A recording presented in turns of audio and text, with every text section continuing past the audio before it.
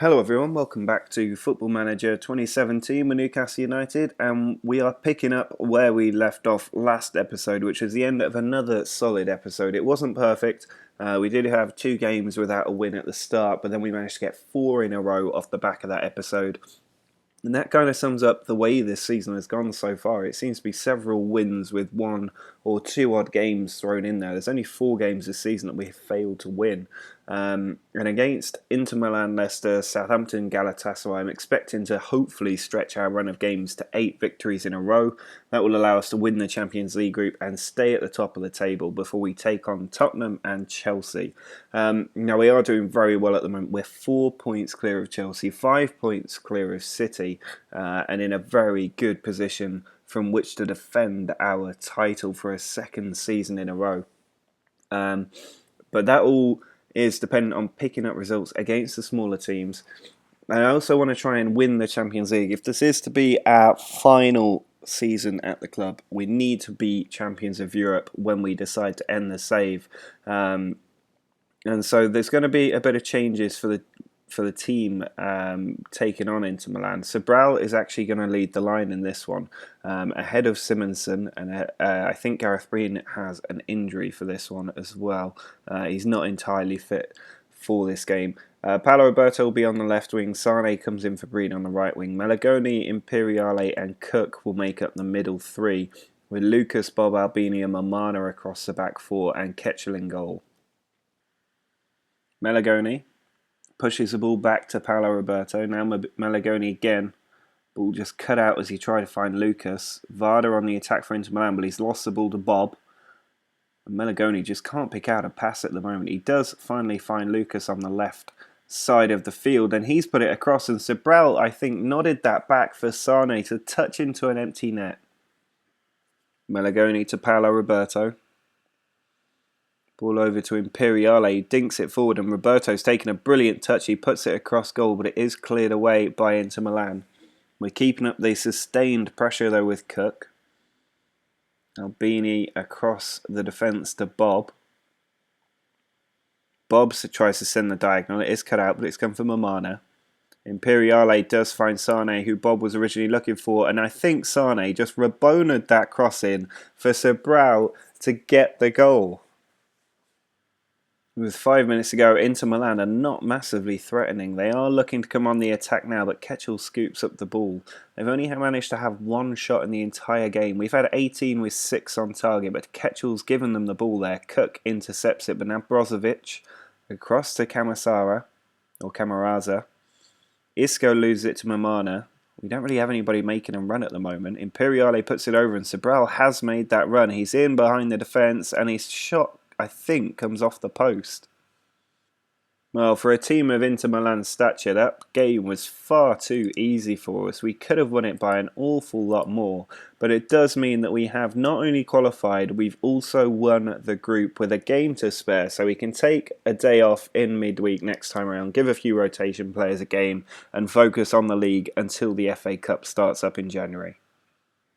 Well, we've built up a pretty nice cushion at the top of the Premier League, 4 points clear, and away from home we have been a little bit sloppy at times this season. So against Leicester we need to do quite well. We're going to use the away formation after the home formation won us quite a few games. Breen, Simonsen and Imperiale will be the front trio, with Yates, Lloyd, Running and Cook in the middle. Linord, Lucas, Bob and Mamana are the back 4, and Ketchel's in goal. Gribbin's corner. Ball comes to El Neni on the edge of the area.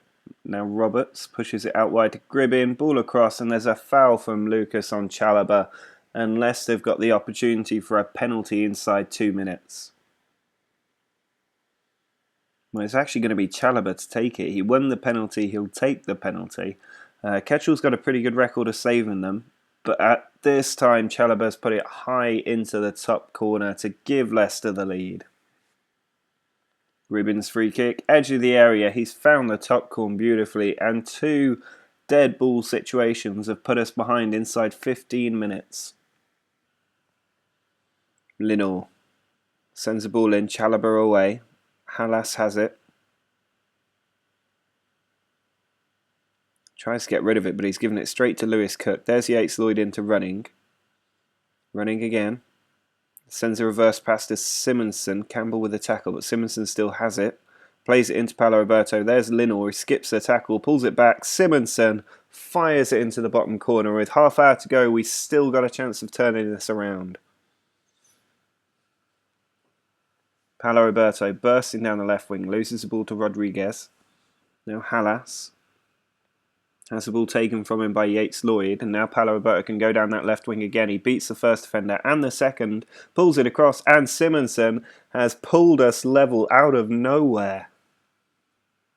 Paulo Roberto uses Linor on the left. All of our danger coming from this side. The ball put in, it's cleared away. El Neni can counter-attack for Leicester. Here's Roberts, who has the ball taken by Bob.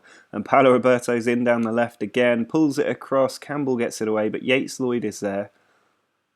Tackle comes in. Linor has it. He puts it over, and Simmons shot blocks Breen off the post.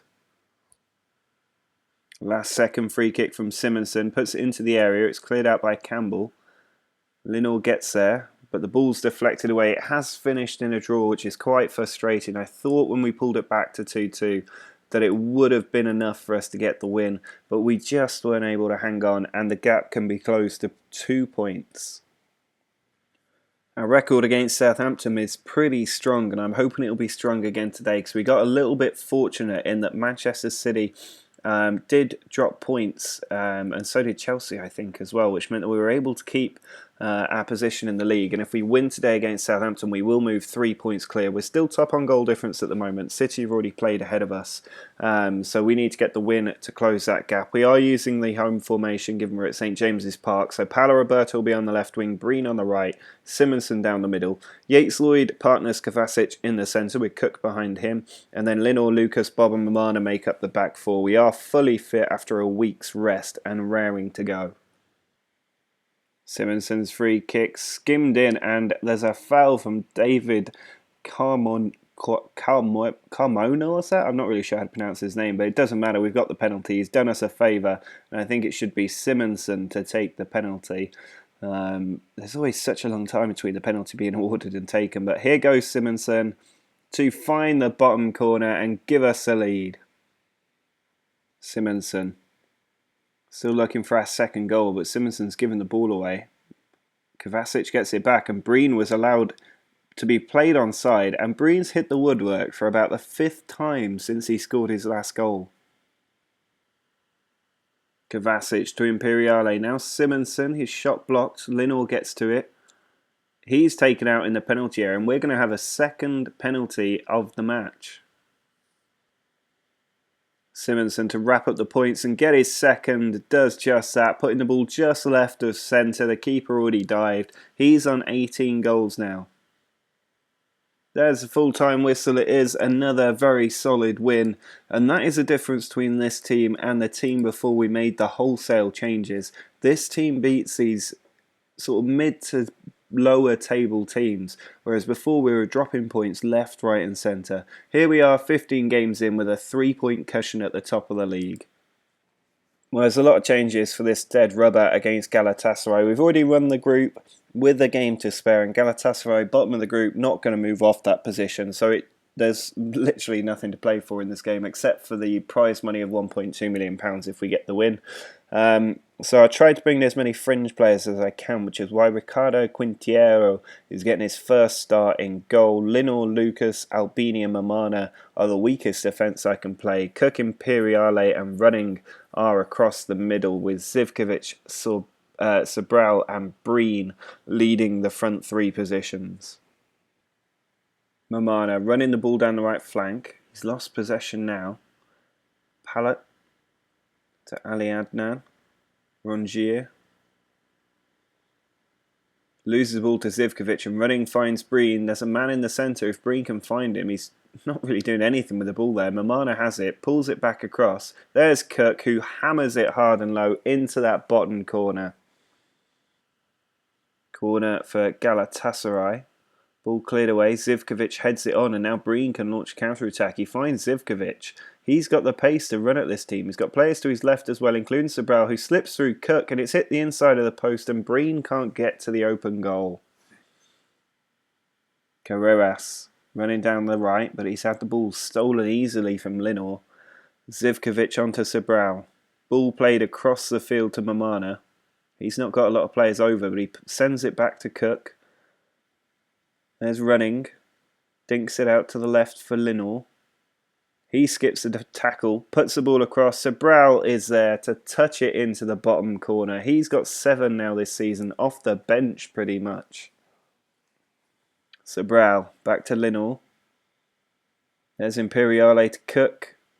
Linor again, finds Sobral, who finds Cook. There's Zivkovic, and he makes it 3. I think that's his 3rd goal of the season now. Melagoni to Imperiale. Ball back to Mamana. Now Melagoni. Ball over to Linor. He dinks it down the line. Breen pulls it across, and Sobral nods it in. It'd be really nice if Gareth Breen could get a goal, but as long as he's providing, I'm still happy. Well, that's just been a very one-sided and easy game as we totally crush Galatasaray. It was also a good debut for our new goalkeeper. He managed to keep the clean sheet despite actually not facing a single shot on target. And we've won the group by 7 points. It ended up being a lot easier than I maybe thought it would be. Inter Milan, the other team to go through, but no other team getting a positive goal difference, and that's largely thanks to us. Well, we have the first of our huge double-header pair of fixtures away against Spurs and then away against Chelsea. It's still early days, but both of Manchester City and Chelsea won in the earlier games, so they've closed the gap at the top to 0 and 2 points respectively. A victory over Spurs is the only thing that will push us back to where we were, and with a big game against Chelsea to come, we need at least a point to be able to stay ahead of them if they beat us in the next match. So we really need to get a good victory. Spurs are down in 7th at the moment. I'm hoping they're a little bit weak. We had an excellent victory midweek and got to rest a lot of key players. We've also got Felipe Augusto back, although he probably won't see out the entire match. So I'm quite confident, and I think with the away formation we can get a good win. Lucas plays the ball into Yates-Lloyd. He finds Melagoni. Little touch after Simonson. Imperiale into Breen. And Breen hasn't scored in quite a while, but he's just hammered in his 10th goal of the season at a crucial time. Valerie to Salazar. Melagoni cuts the ball out. Breen gets a header to it, and Simonson's got one defender to beat. He holds the play up. It's come for Breen, who's going on a run. He's got players to his left. He goes for goal, and Butland forced into a very good save. Imperiale's free kick sent to the near post. It's cleared away. Kovacic is there. He gets to play the ball to Yates-Lloyd. Now Breen. Simonson trying to play the offside trap. Kovacic into Imperiale. There's the ball to Melagoni, and he hit that so quickly. Butland couldn't get down. It's just snuck inside that near post for his first goal of the season. Imperiale over to Melagoni. Slips the ball into Simonson.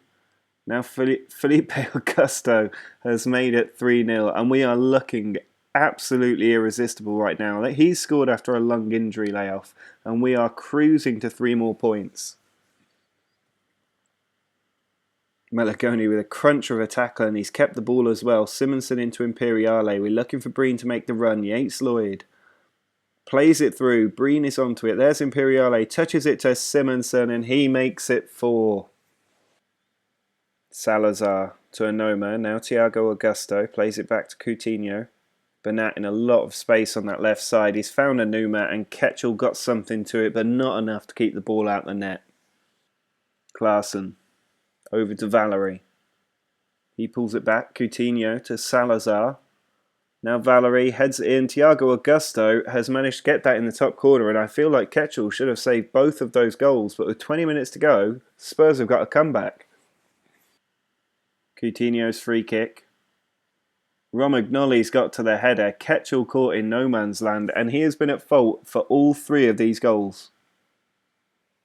Well, this really has been a game of 2 halves. I know it's a cliche, but 4-0 in the first half to us, 3-0 in the second half to them. It looks like it's going to finish in a victory for us. The hard work done in the first half, but we've really let this run so much closer than it should be, and it all comes down to Ketchel in goal. He was absolutely horrendous in that second half. I'm still going to say it was a nice victory because it was. I wasn't entirely expecting to beat Spurs away, but we have done it, and it means that we're 5 points clear of Chelsea, 3 points clear of City as we go into the game at Stamford Bridge.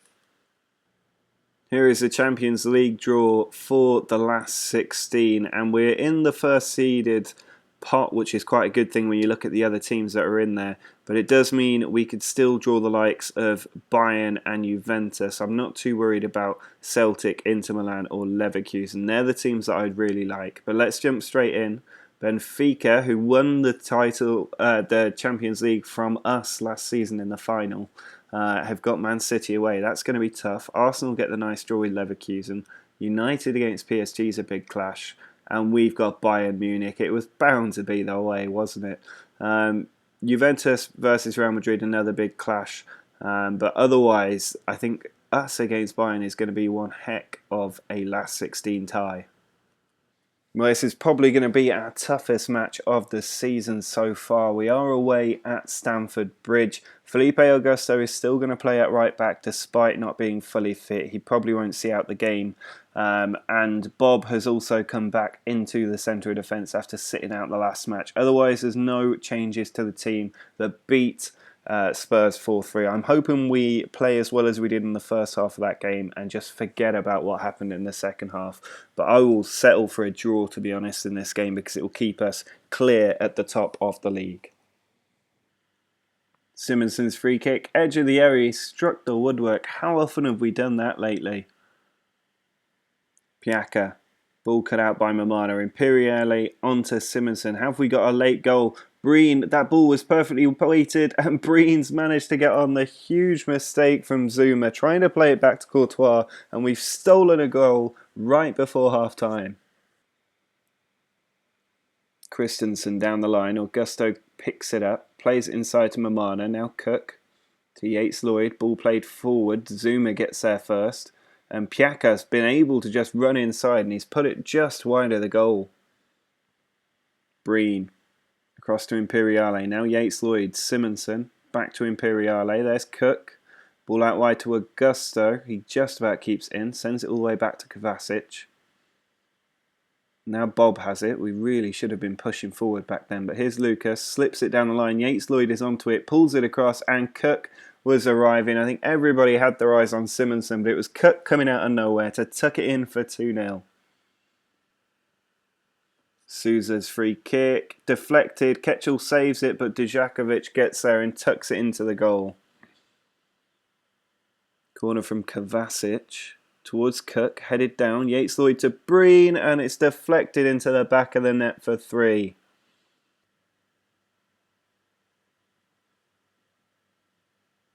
There's a full-time whistle, and we have had an absolute masterclass today, just completely destroying Chelsea's hope of winning the title, really. We've moved 8 points clear of Chelsea. They absolutely had to haul us back today.